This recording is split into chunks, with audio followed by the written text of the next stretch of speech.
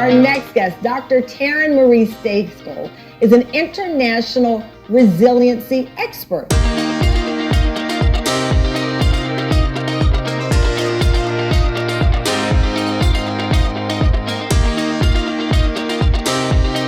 Welcome to the Forbes Factor. We focus on health, wealth, and happiness. We've got a very special guest. Will you please put a big round of applause and welcome to the stage Ms. Taryn Marie.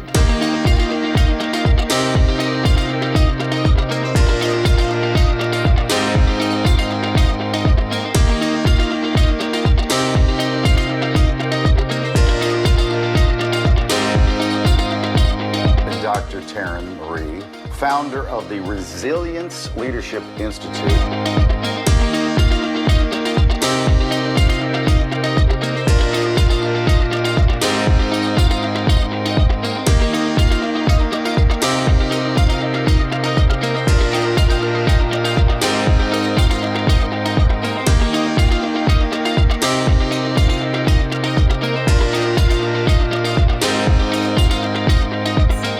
The one thing that we don't understand about resilience is we've been taught that resilience is something that lives outside of ourselves, something we've got to go find, something we've got to go become.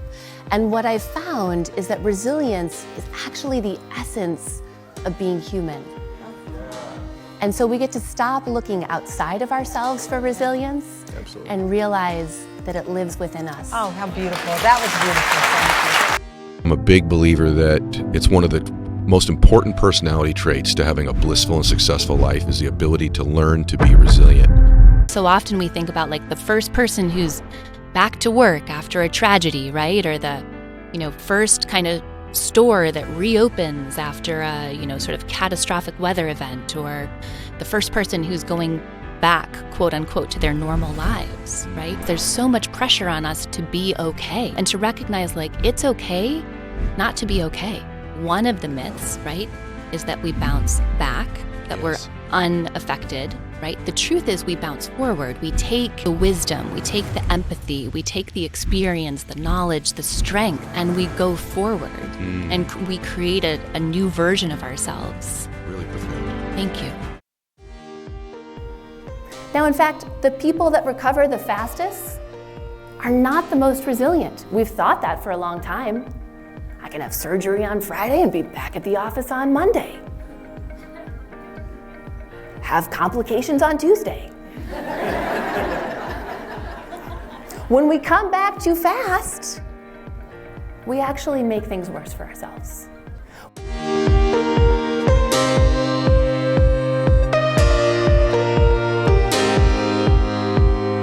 The fourth practice of particularly resilient people is the practice of gratiosity. If you haven't heard that word before, that's okay, because I made it up. Don't feel bad. It's a combination of gratitude, first being able to look on a challenge after some time and to see the good in it, and second, to be able to share our challenges generously with others, so others can learn vicariously from our experience. One of the things that I talk about is that we all walk around with an imaginary slip of paper in our pocket. And the imaginary slip of paper says, people would think I was crazy if they knew, ... And then we fill in the blank. And oftentimes what we put in that blank is our resilient story.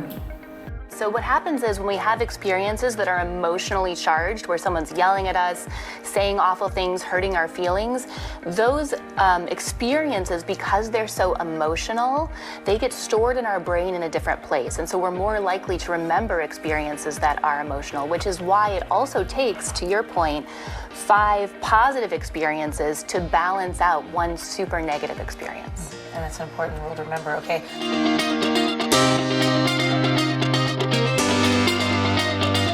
Will be anyone just like you.